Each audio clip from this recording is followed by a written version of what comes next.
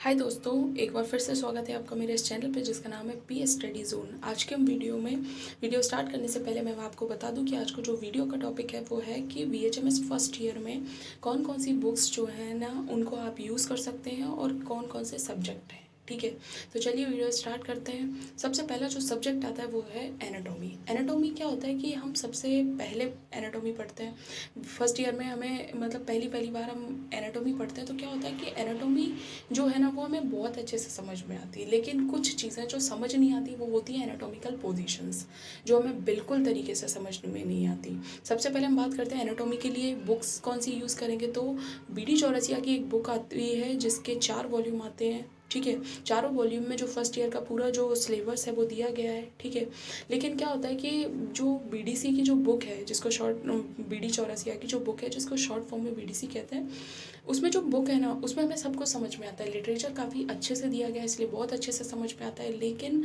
जो समझ में नहीं आती ना वो होती है एनाटॉमिकल पोजीशंस, बिल्कुल क्लियर नहीं होती है, ऐसा बिल्कुल माइंड से ऊपर जाती है। ठीक है, तो उनके लिए हम रेफरेंस बुक का यूज़ करते हैं। ठीक है, अब वो बुक्स कौन सी हैं? सबसे पहले क्या होता है, कुछ लोग जो एनाटॉमी का एटलस है उसका यूज़ करते हैं। आपको कहीं पे भी किसी कॉलेज लाइब्रेरी में आपको मिल जाएगा आराम से। एटलस आता है एक एनाटॉमी का जो पूरी बुक के फॉर्म में है।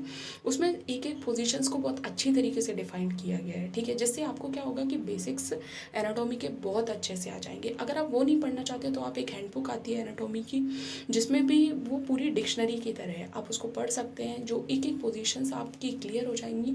और अगर ऐसा होता है ना तो आपको जो जब आप बोन्स पढ़ेंगे चैप्टर्स में या मसल्स पढ़ेंगे तो आपको बहुत अच्छे से उनके ओरिजिन इंसर्शंस वगैरह बहुत ही अच्छे तरीके से समझ में आएंगे। ठीक है, उसके बाद हम सेकंड सब्जेक्ट के बारे में बात करते हैं जिसका नाम है फिजियोलॉजी। ठीक है, फिजियोलॉजी में क्या होता है कि हम बहुत सारी बुक्स पढ़ते हैं, लेकिन क्या होता है कि एक हम क्लिनिकल के लिए भी पढ़ रहे हैं, नॉलेज के लिए भी पढ़ रहे हैं, लेकिन साथ साथ हमें एग्ज़ाम भी तो देना है, एटलीस्ट एग्ज़ाम तो दे ही ना है कम से कम। ठीक है, तो क्या होता है कि हम यूज़ करते हैं जो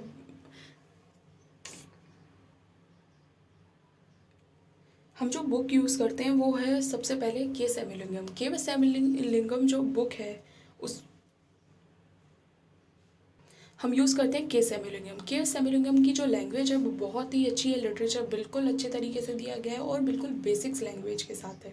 ठीक है, अगर आप इसको नहीं यूज़ करना चाहते तो आप यूज़ कर सकते हैं, एक और बुक आती है जिसका नाम है एके जैन, जिसमें लैंग्वेज थोड़ी सी हार्ड है लेकिन बहुत ही अच्छे तरीके से आप बिल्कुल उसको एनसीईआरटी समझ सकते हैं।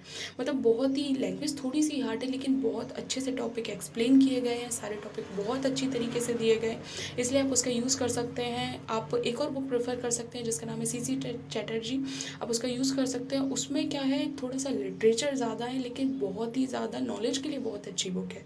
आप उसमें बहुत ही बेसिक्स पॉइंट्स को पढ़ सकते हैं बहुत आसानी तरीके से। ठीक है, तीसरा हम जो सब्जेक्ट है वो है फार्मेसी के लिए बहुत ही सिंपल है कि एक बुक यूज़ करते हैं मंडल एंड मंडल, जिसमें बहुत ही अच्छी तरीके से उसका लिटरेचर भी बहुत ही मस्त है, और ऊपर से क्या है उसमें सारे टॉपिक्स जितने भी फार्मेसी में फर्स्ट ईयर में यूज़ होते हैं सारे टॉपिक्स दिए गए हैं, चाहे वो स्केल्स हों, किस तरीके से पोटेंसी होनी चाहिए, हर चीज़ उसमें दी गई है, इसलिए वो बहुत ही बेसिक्स बुक भी है और साथ ही साथ एग्ज़ाम पर्पस क्लिनिकल के लिए बहुत सही है। ठीक है, उसके बाद हम बात करते हैं किसके लिए, मटेरिया मेडिका के लिए। जैसे बेसिक सब्जेक्ट है, पहली पहली बार।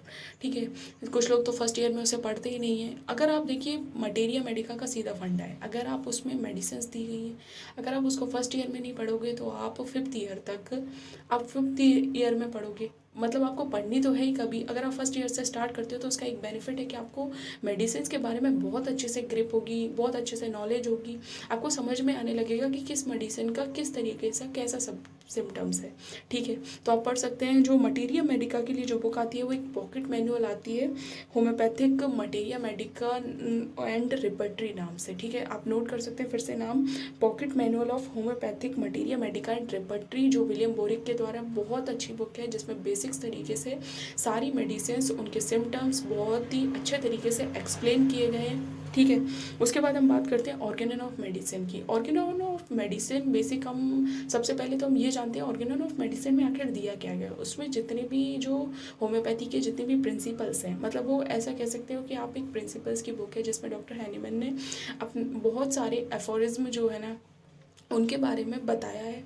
तो आप उसमें बहुत ही बेसिक्स तरीके से आपको किस तरीके से पेशेंट से मतलब किस तरीके से उनसे बात करनी है, कि कैसे उनको मतलब उन किस तरीके से उनके सिम्टम्स को मतलब समझना है, ठीक है। ये सब उसमें एक्सप्लेन किया गया, बहुत अच्छी तरीके से पढ़ सकते हैं। उनकी बुक है एक Organon of medicine by doctor Samuel Hahnemann sir, ठीक है। तो इस तरीके से ये आप सारी बुक्स पढ़ सकते हैं। और आप ये फर्स्ट ईयर में इतनी बुक्स बहुत ही मतलब क्या कहते हैं सफिशेंट है, ठीक है। इसीलिए आप इन्हें पढ़िए और बहुत ही अच्छी तरीके से, ऐसी कोई इतनी हार्ड बुक नहीं है कि कोई, बहुत अच्छे से इनमें एक्सप्लेन किया गया है। बेसिक्स बुक हैं, अगर आप इन्हें सही से पढ़ते हैं तो आपको बेसिक्स आपके बहुत अच्छे से क्लियर होंगे, ठीक है। वीडियो को हम यही ख़त्म करते हैं। अगर वीडियो आपको अच्छी लगी है तो प्लीज़ लाइक कीजिए और कमेंट कीजिए। Thank you so much.